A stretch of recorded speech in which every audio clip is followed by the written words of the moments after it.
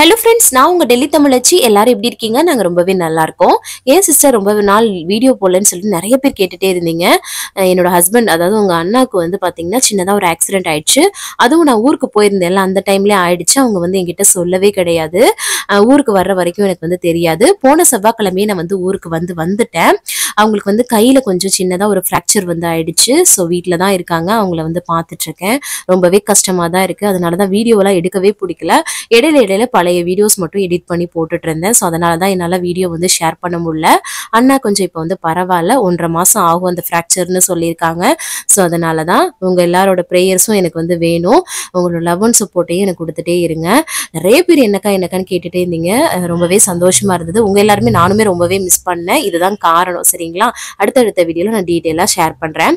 ஊர்லேருந்து என்ன கொண்டு வந்தேன்னு சொல்லிட்டு தான் வந்து ஷேர் பண்ணியிருந்தேன். என்னன்னு பார்த்தீங்கன்னா, முறுக்கு அதிரசம்லாம் கல்யாண வீட்டில் சித்தி வந்து கொடுத்து விட்டுருந்தாங்க. அதுக்கப்புறம் எங்கள் ஊர்ல இருந்து வந்து பார்த்தீங்கன்னா இந்த பச்சை மொச்சை, அதுக்கப்புறம் வந்து பச்சையா இருக்கும் இல்லையா வேர்க்கடலை, அதுக்கப்புறமா வந்து மிளகாத்தூள்லாம் கொஞ்சம் கொடுத்துருந்தாங்க. ஸோ அதெல்லாமே வந்து எடுத்து வச்சுட்டு, அதுக்கப்புறமா வந்து நான் வந்து அந்த மொச்சக்காய் வந்து ஊர்லேருந்து கொண்டு வந்தது வந்து கொஞ்சம் கலர் சேஞ்ச் ஆயிரும் இல்லையா, ஃப்ளைட்டில் நான் வந்து டிலே ஆகி வந்தேன் இல்லையா, ஸோ அதனால அதை இன்னைக்கு பண்ணிடலாம்னு சொல்லிட்டு உடனே அன்னைக்கு வந்து ஒரு அந்த மிளகு சீரக சோம்புலாம் வந்து தேங்காய்லாம் போட்டு அரைச்சி ஊற்றி அதை வந்து ஒரு கிரேவி மாதிரி பண்ணிட்டேன். நல்லா இருந்தது. ஸோ அதை வந்து குக்கர்லேயே ஒன் பாட்டு மாதிரி பண்ணி விட்டுட்டேன். அதுக்கப்புறம் கூடவே சோறு வந்து வடிச்சிட்டு இருந்தேன்.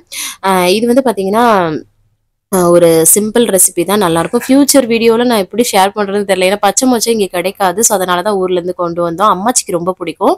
ஸோ அதனால தான் இந்த விளாக் குட்டியாக அந்த கிளிப்பிங்ஸ் மட்டும்தாங்க அன்றைக்கி வந்து எடுத்திருந்தேன். அதுக்கப்புறமே வீடியோ எடுக்க பிடிக்கல. அதுக்கப்புறம் பழைய வீடியோஸ் தான் எடிட் பண்ணி போட்டுட்டு இருந்தேன். நான் இன்னும் ஊருக்கு வரலையேன்னு நினச்சிட்டு இருந்தீங்க. நான் போன செவ்வாய்க்கிழமையே ஊருக்கு வந்துட்டேன். அடுத்தடுத்து வந்து என்னால் வந்து அதான் சொல்கிறேன் இல்லையா, மனசு ரொம்ப ஒரு மாதிரி இருந்ததுங்க. இனி இந்த வீடியோ போட்டு உங்கள் கூட பேசினா தான் எனக்கு வந்து மைண்டில் உள்ள அந்த பாரம் எல்லாமே குறையும். ஸோ அதுதான் வந்து இனிமேல் வந்து பண்ணணும் அப்படின்னு சொல்லிட்டு ஸோ அதெல்லாம் பண்ணிட்டேங்க. அதுக்கப்புறமா அன்னைக்கு டே போயிடுச்சுங்க. மறுநாள் காலையில் வந்து சரி தம்பியை ஸ்கூலுக்கு கிளப்பணும். ஸோ அதுக்கு வந்து பார்த்திங்கன்னா எப்பவும் போல் பால் வந்து காய்ச்சிட்டு ஒரு சைடு வந்து தோசை வந்து ஊற்றிடலாம் அப்படின்னு சொல்லிட்டு அம்மாச்சியும் வேலையும் பார்த்துக்கிட்டு தம்பியும் பார்த்துக்கிட்டு அவங்க வந்து 2-3 நாள் அந்த ஆக்சிடென்ட் டைமில் ரொம்பவே கஷ்டப்பட்டுட்டாங்க. நான் வந்து யதார்த்தமாக ஊருக்கு கிளம்பி வந்தேன். அது கரெக்டாக இப்படி ஆயிடுச்சு. நான் வந்து எப்படி அந்த கல்யாண வீட்டிலேயே அவங்க சொல்லியிருந்தோன்னா நான் வந்து கஷ்டப்படுவேன்னு சொல்லிட்டு அவங்களுக்கு ஆக்சிடென்ட் ஆனதை சொல்லவே இல்லை என்கிட்ட. வந்ததுக்கு ஏன்னா நான் போன அந்த ஒரு வாரமும் நீ சந்தோஷமா இருக்க முடியாது அப்படின்னு சொல்லிட்டு என்னோட ஹஸ்பண்டும் என்னோட மாமியாரும் வந்து நினச்சி என்கிட்ட வந்து மறைச்சிட்டாங்க.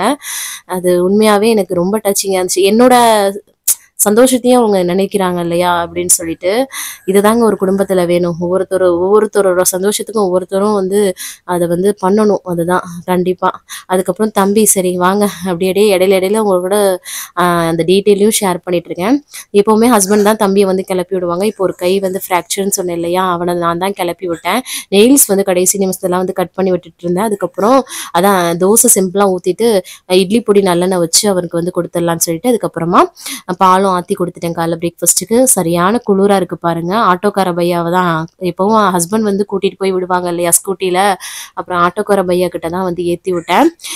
எனக்கு வந்து என்னோட ஹஸ்பண்டை பார்த்துட்டோம் இல்லையா, அதுக்கப்புறம் வந்து கொஞ்சம் அப்படியே அது ஒரு மாதிரி. நாங்கள் எப்போவுமே வந்து தனியாகவே இருந்தது கிடையாதுங்க. எங்கே போனாலும் உங்களுக்கே தெரியும், ஒரு வீடியோஸ்லேயே பார்த்துருப்பீங்க, ஒரு சின்ன விஷயத்துக்கு வெளில போனாலும் சேர்ந்து தான் போவோம். ஒரு ஃப்ரெண்ட்ஸு அது இதுன்னு கூட என்னோட ஹஸ்பண்ட் இருக்க மாட்டார். நாங்கள் மட்டும்தான் அவரோட உலகமே. ஸோ எங்களையுமே அந்த ஒரு வாரம் அனுப்பிச்சி வச்சுட்டு அவர் ரொம்ப மிஸ் பண்ணியிருந்திருக்காரு. ஸோ அதெல்லாமே தாங்க. அது எப்படி அப்படி அது அவராகவே வந்து ஆக்சிடென்ட் ஆகிற மாதிரி ஆயிடுச்சு. ஸோ நெக்ஸ்ட் நம்ம யோசிச்சு பண்ணுவோம் என்ன பண்ணுறது. ஸோ அதுக்கப்புறம் அம்மாச்சிக்கும் வந்து ஒரு முட்டை ஆம்லெட் போட்டுட்டு ப்ரெட்டு தாங்க டோஸ்ட் பண்ணி ப்ரெட் ஆம்லெட் மாதிரி கொடுத்தேன் காஃபி போட்டுட்டு. அப்புறம் பச்சைக்கல்ல வேர்க்கடலை கொண்டு வந்தோம்ல, அது வேஸ்ட் ஆகிடும் இல்லையா, அதையும் அவிச்சு எடுத்துக்கிட்டேன்.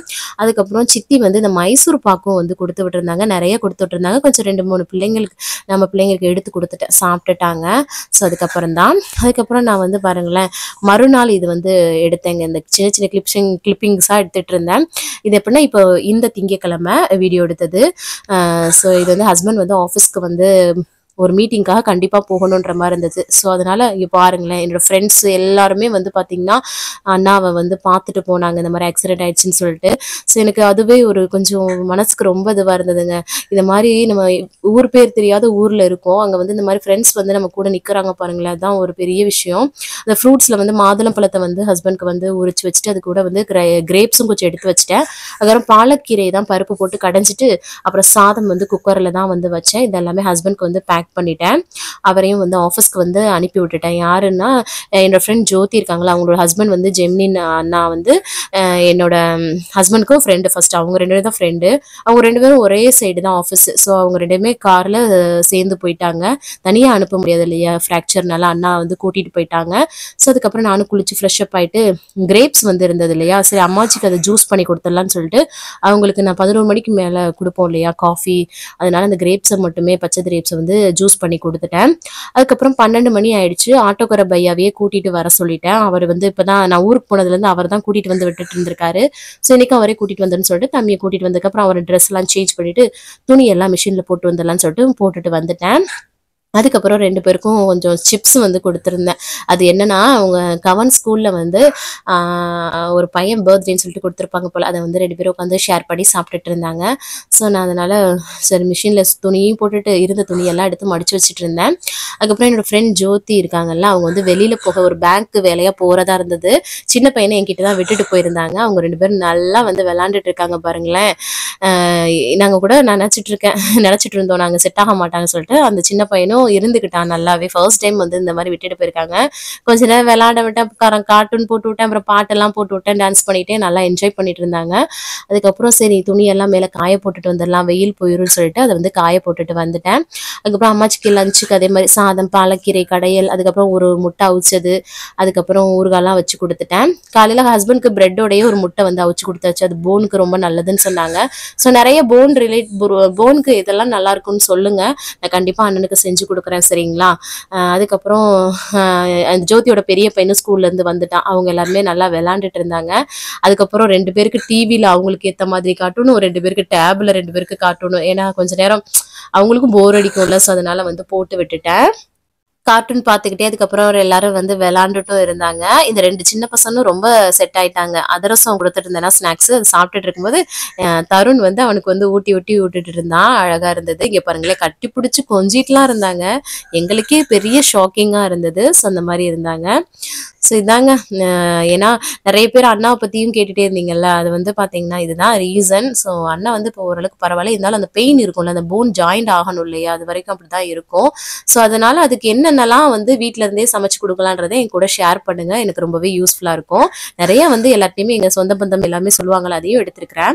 அதுக்கப்புறம் வந்து பார்த்தீங்கன்னா ஜோதி வந்தாங்க, அந்த வேலையெல்லாம் முடிச்சுட்டு அப்புறம் பிள்ளைங்களை கூட்டிட்டு அவங்களை கிளம்பிட்டாங்க, டைம் ஆயிடுச்சுன்னு சொல்லிட்டு. அதுக்கப்புறம் அவனை டியூஷன்ல விட போனேன்னா, இந்த சின்ன பையன் சொல்லிட்டு ஜோதி வீட்டுக்கு போகணும்னு அடம், பயங்கர அடம்.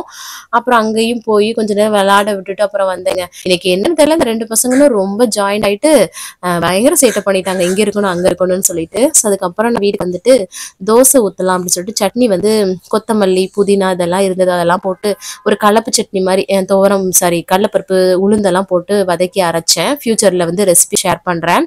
நல்லா ஒரு கிறிஸ்பியான தோசை போட்டு சட்னி வச்சு எல்லாருக்கும் வந்து கொடுத்துட்டு இருந்தேன். ஃபர்ஸ்ட் நான் வந்து சாப்பிட்டுட்டேன், எனக்கு ஒரு மாதிரியா இருந்தது.